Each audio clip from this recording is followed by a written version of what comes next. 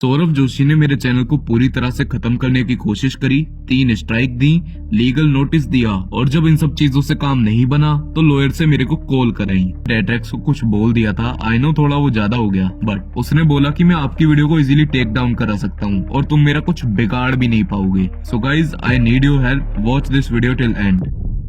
तो recently conscious नाम के एक यूट्यूबर पर सौरभ जोशी ने 3 कॉपीराइट स्ट्राइक्स मारी और एक लीगल नोटिस भेजा। हाँ, जानता हूँ ये कुछ नया नहीं है। जब जब कोई बंदा यूट्यूब पर किसी को एक्सपोज करता है, उसकी रियलिटी और हिपोक्रेसी को सामने लाता है, तब एक्सपोज होने वाला बंदा कॉपीराइट स्ट्राइक्स और लीगल नोटिस जैसे एक्शंस लेता है। देन जिस पर स्ट्राइक आती है वो यूट्यूबर एक और वीडियो डालता है ये बताते हुए कि उसके पास लीगल नोटिस आया है और उसके चैनल पर स्ट्राइक्स आई हैं, तो वो अपनी वीडियोस डिलीट कर रहा है। क्या तुम नोटिस कर पा रहे हो कैसे ये साइकिल रिपीट होती जाती है? एक्सपोजर और क्रिटिसिज्म चैनल्स को सच दबाने के लिए डराया जाता है। ऐसा ही अब कॉन्शियस के साथ हो रहा है। So in today's video, let's have a look to the controversy of Conscious and Saurabh Joshi vlogs. So Conscious, जो कि एक एक्सपोजर और क्रिटिक चैनल है, उसने सौरभ जोशी को एक्सपोज करते हुए 4 पार्ट्स बनाए एंड सौरभ जोशी की हिपोक्रेसी को हमारे सामने रखा। सौरभ जोशी की फैमिली क्लेम करती है उनके घर में नॉनवेज आ ही नहीं सकता, वो प्योर वेजिटेरियन है। मेरे को पता नहीं है क्या, ये आ ही नहीं सकता हमारे घर में कभी, मतलब ही नहीं दे रहा।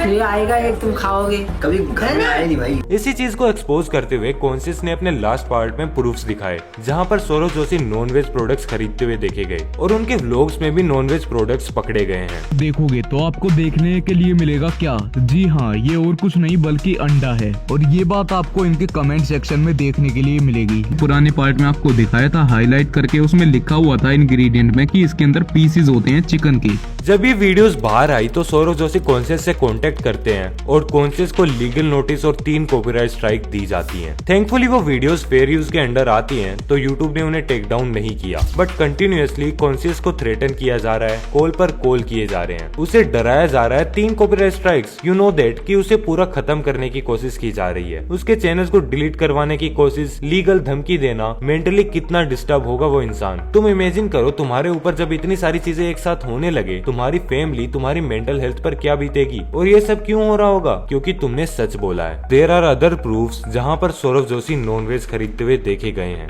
कल ही तो देखा था मैंने आपको ब्लॉग, कल ही देखा मैंने। तो वीडियो बना रहे हो क्या?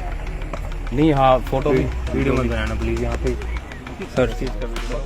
अब तुम बोलोगे भाई दुनिया खाती है नॉनवेज, इसमें दिक्कत क्या है? कोई दिक्कत नहीं है भाई, बट जो इंसान हमारे सामने व्लॉग्स में कुछ और बनता है एंड रियलिटी में कुछ और है, उसकी हिपोक्रेसी को एक्सपोज करना गलत नहीं है। कॉन्शियस ने उसकी रियलिटी को सामने रखा है। नॉनवेज खाने से कोई अच्छा बुरा नहीं होता, बट एक फेक इंसान बनकर लोगों को बेवकूफ बनाना बिल्कुल भी सही नहीं है। और इस सौरभ जोशी और कॉन्शियस वाली कंट्रोवर्सी पर मैं इतना कहना चाहूंगा कि भाई तुम कितनों को रोक लोगे? जब तुम्हारी सच्चाई बाहर आ जाती है, तुम इसका चैनल डिलीट करवा दोगे, फिर मैं अपलोड करूंगा, मेरा डिलीट करवा दोगे, 10 लोग और करेंगे, उनका करवा दोगे। कितनों का मुंह बंद करोगे? आप सच को जितना दबाने की कोशिश करोगे वो उतना ही बाहर आएगा। Either you accept it and improve your mistakes instead of threatening small YouTubers. Non veg खाने में, पुराने व्लॉग्स अपलोड करने में कोई दिक्कत नहीं है, बट लोगों को झूठ बोलकर अंधेरे में रखने में है।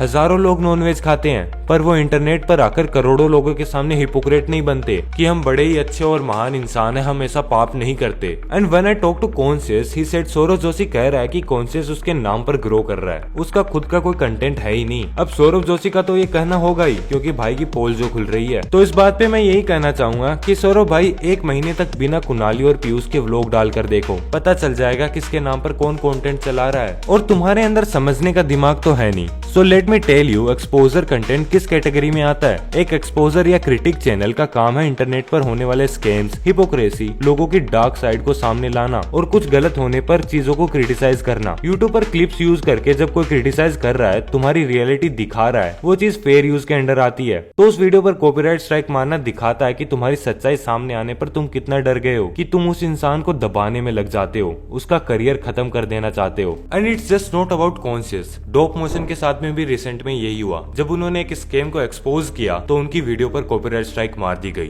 तो भाई ये जो शिवानी जी है जिन्होंने मेरा वीडियो टेक डाउन किया है, से आके एक वीडियो बनाते हो, start freelancing without any skill, Does that even make any sense? And there is an another YouTuber जिसने सहेली चटर्जी को एक्सपोज किया। उसकी वीडियोस पर कॉपीराइट स्ट्राइक मारी गई तो बंदे ने डर के अपना कंटेंट ही शिफ्ट कर दिया। जितना अवेयर करना था मैंने कर दिया। इसके आगे कंट्रोवर्सी को लेके जाने से ऑडियंस का कोई फायदा नहीं है। इससे बेटर यही है कि मैं कुछ जेन्युइन कंटेंट बनाऊं एंड लोगों को एक्शनेबल स्टेप्स दूं। जब टेक बर्नर को एक्सपोज किया गया तो रोहित राजगुप्ता को लीगली डराकर उसकी वीडियो हटवा दी गई। इन सभी एग्जाम्पल से तुम समझ सकते हो कैसे क्रिटिक चैनल्स को दबाया जाता है। हम रिसर्च और एनालाइज करके इन लोगों की सच्चाई आपके सामने लाते हैं और उसके बदले हमें कॉपीराइट स्ट्राइक्स और लीगल नोटिसेस मिलते हैं। हमारे वीडियोस डिलीट करवा दिए जाते हैं। मोस्टली ये चीजें छोटे यूट्यूबर्स के साथ होती हैं, जिनको इजी टारगेट देखकर ये डराना शुरू कर देते हैं, क्योंकि उन्हें पता होता है एक छोटा यूट्यूबर लीगली चीजों को हैंडल नहीं कर पाएगा, क्योंकि जिसको वो एक्सपोज कर रहा है he have a lot of power. सामने वाला उसका वकील तक खरीद लेगा, तो उसे पता होता कि कोर्ट में उसके जीतने के चांसेस बिल्कुल भी नहीं है। उसकी जिंदगी कोर्ट के चक्कर निकालने में बीत जाएगी और कोई भी एक छोटा यूट्यूबर या स्टूडेंट ये चीज अफोर्ड नहीं कर सकता